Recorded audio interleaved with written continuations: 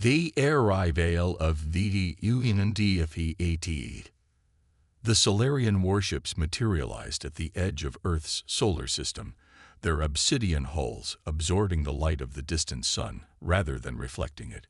Each vessel was a work of terrible art, massive, elegant, and utterly deadly.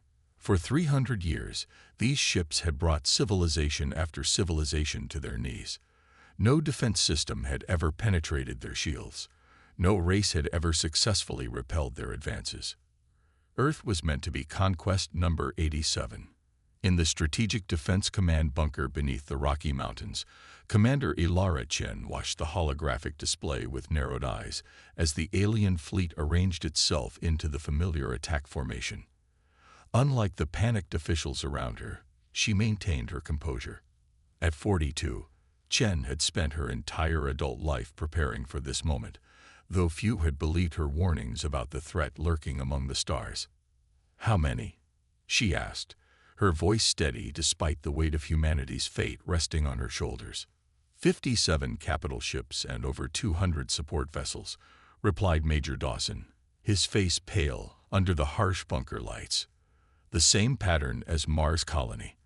They'll begin their broadcast soon." Chen nodded grimly. 3 months ago, the Solarian Empire had annihilated the Mars Colony as a demonstration of their power. 30,000 lives extinguished in minutes, their defenses rendered useless against the impenetrable shields of the invaders. "All remaining military forces are standing by, Commander," said General Harris, an older man whose uniform bore the scars of Earth's previous conflicts. "But after what happened to Mars, and to every other world that resisted them." Chen turned away from the display, facing the assembled leadership of Earth's unified defense forces. "We've seen what conventional weapons do against their shields. Nothing. But we have something they haven't encountered before." The room fell silent as Chen gestured to Dr. Nadia Volkov, a brilliant physicist who had spent years studying the scant data from previous Solarian conquests.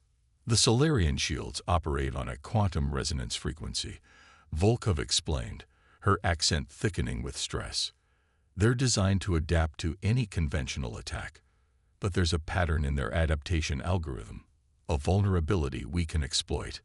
On the main screen, the visage of High Admiral Krell of the Solarian Empire appeared on every communication channel worldwide. His skin was pale blue, stretched tightly over sharp facial features, his eyes completely black. His voice boomed through the bunker speakers. "People of Earth, your planet now belongs to the Solarian Empire. Your resistance is not only futile but unnecessary.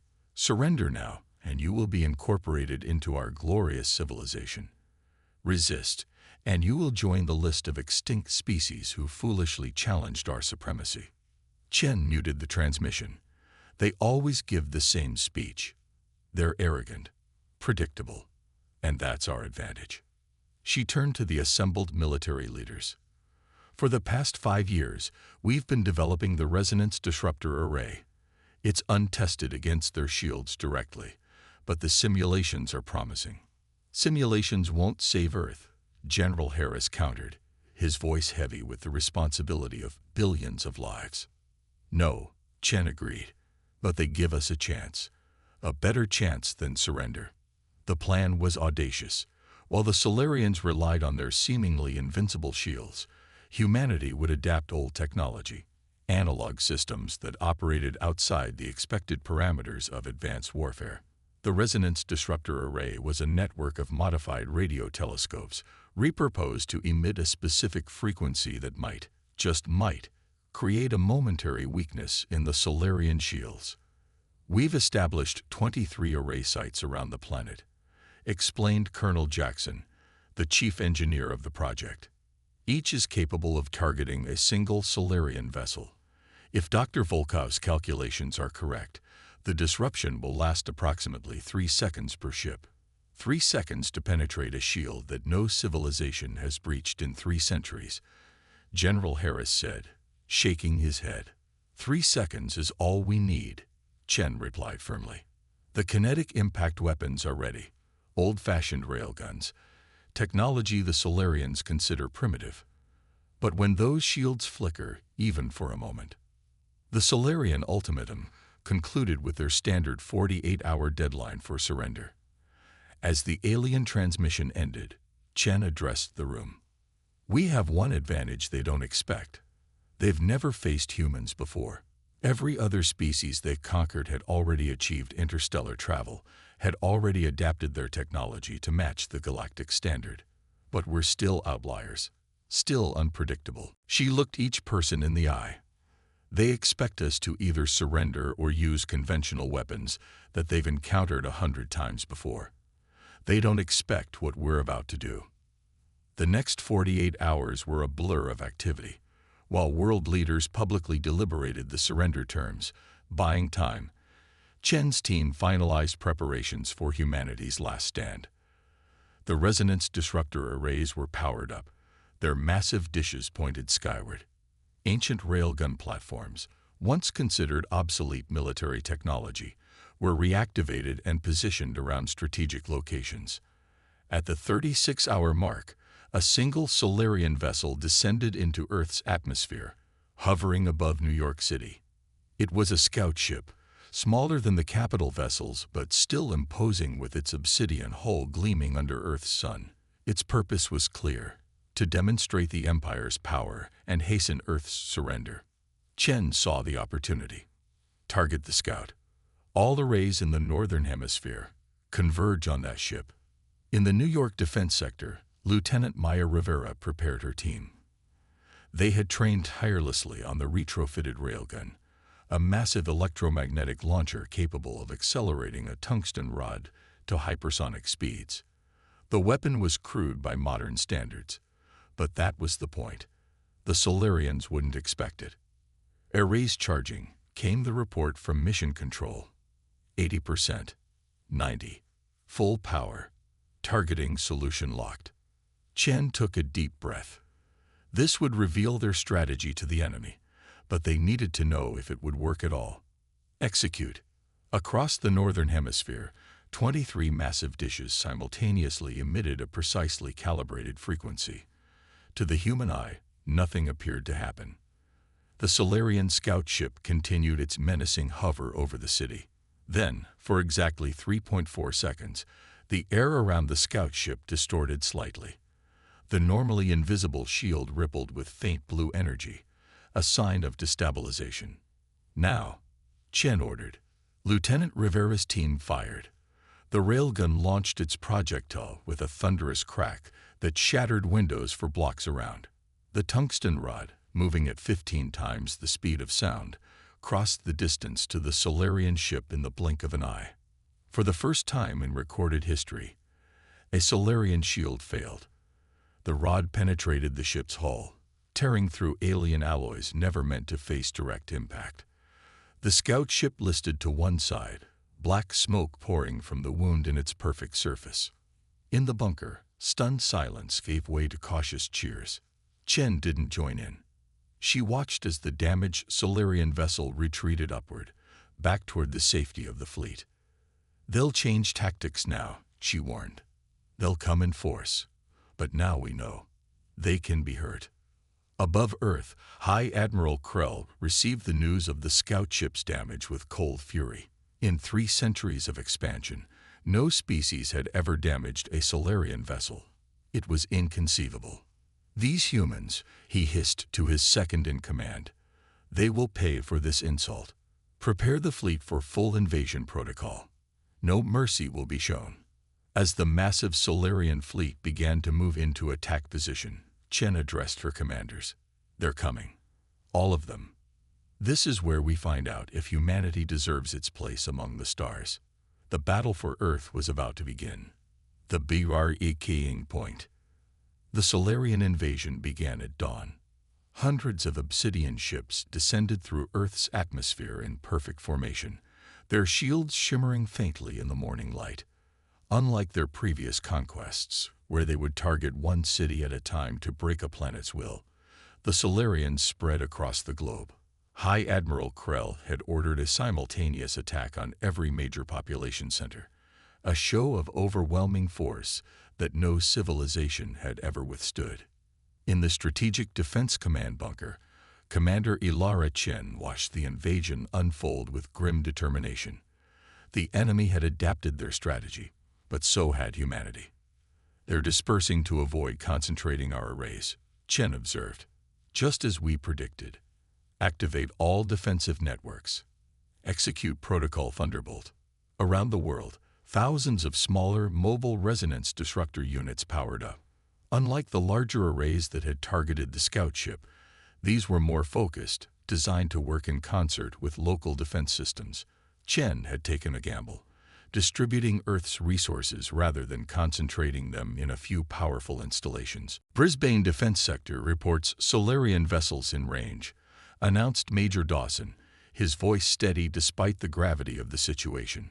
"Sydney, Melbourne, and Perth are also engaged." Chen nodded. "Tell them to commence disruption sequence. Remember, 3 seconds per ship. Make them count."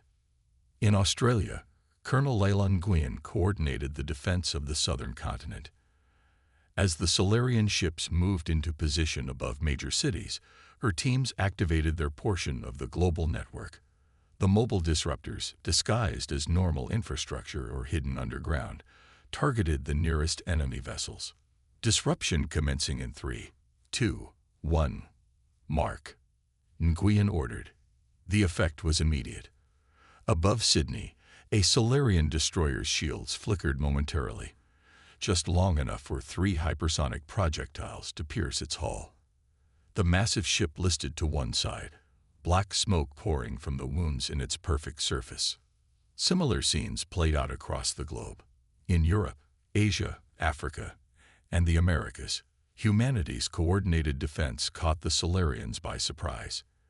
Their ships, designed to withstand energy weapons and missile barrages, proved vulnerable to the focused disruption and kinetic impacts.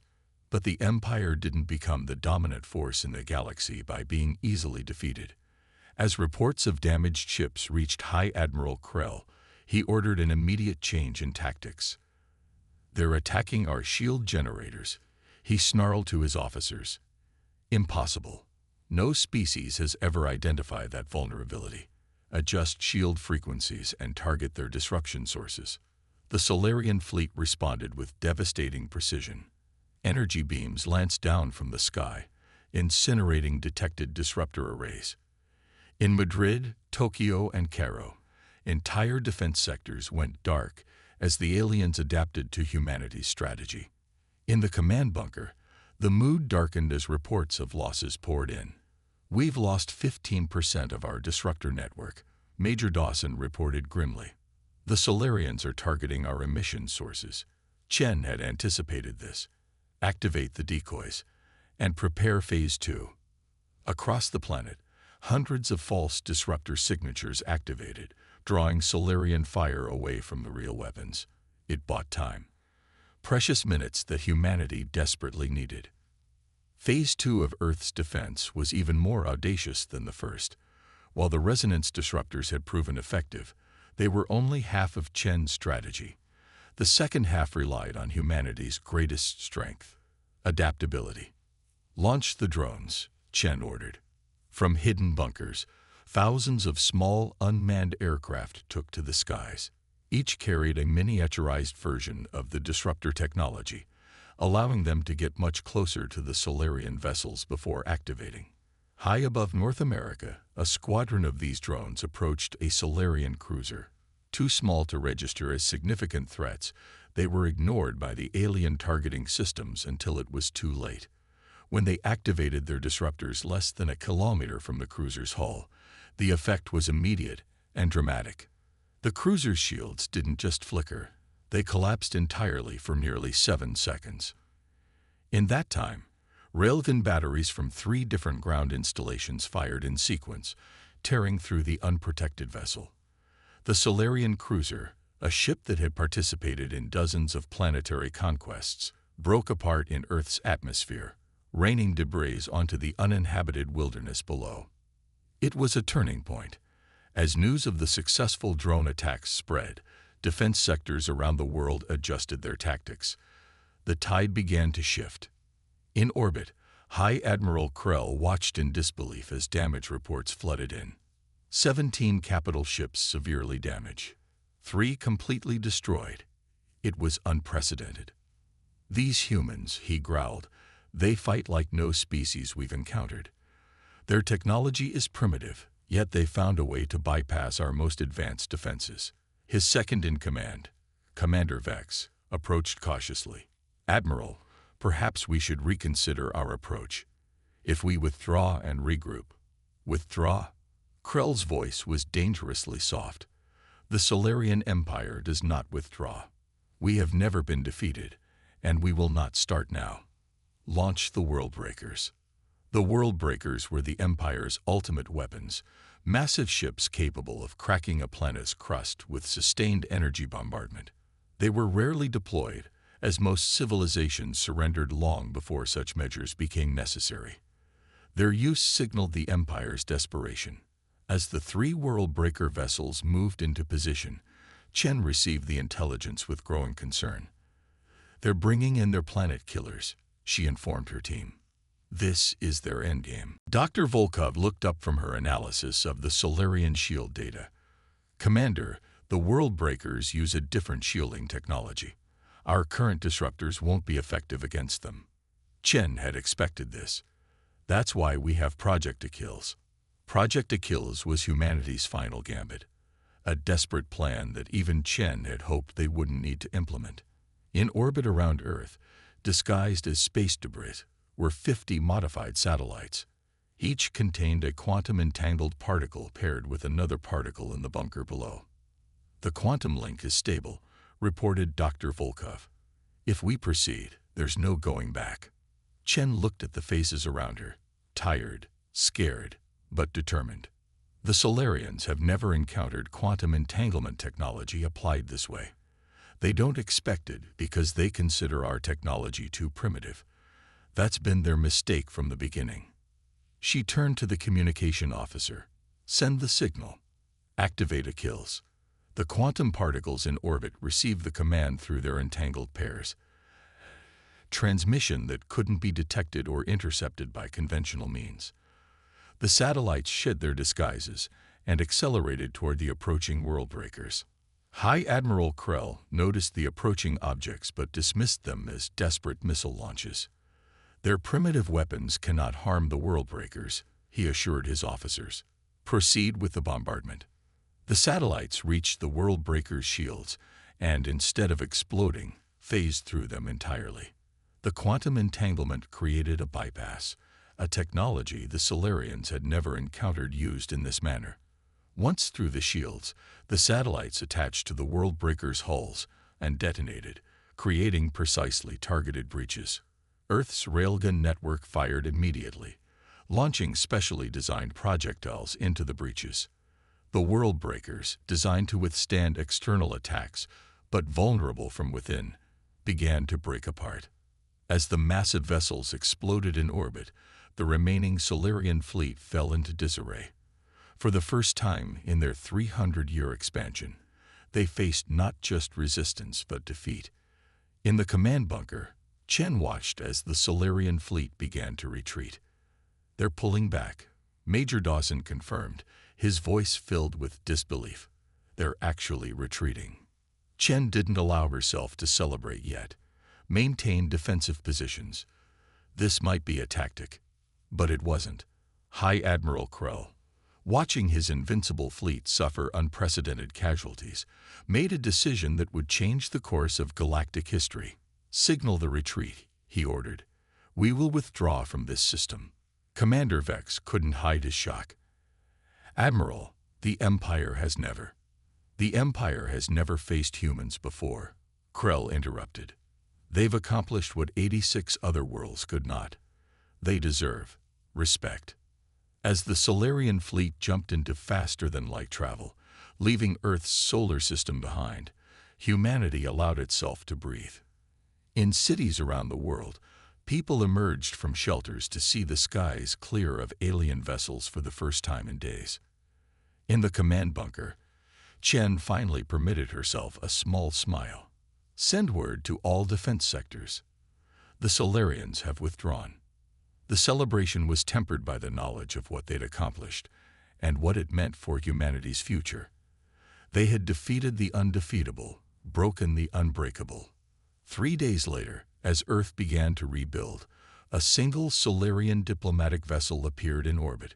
It broadcast a message not of conquest, but of negotiation. The Empire, it seemed, wished to establish formal relations with the planet that had done the impossible. Commander Chen was chosen to represent Earth in the preliminary talks. As she prepared to board the shuttle that would take her to the meeting, General Harris stopped her. "You were right all along," he said, extending his hand. "About the threat, about our response. You saved us all." Chen shook his hand firmly. "It wasn't me. It was all of us." The Empire never understood what they were facing. A species that turns disadvantages into strengths, that adapts and overcomes. They thought our primitive technology made us weak. Instead, it was our greatest asset. As her shuttle ascended toward the waiting Solarian vessel, Chen looked down at Earth, scared but undefeated. Humanity had earned its place among the stars not through conquest or surrender, but through ingenuity, courage, and an unwillingness to accept defeat. The Solarian ships had been untouchable until they faced humanity's defiance. The end.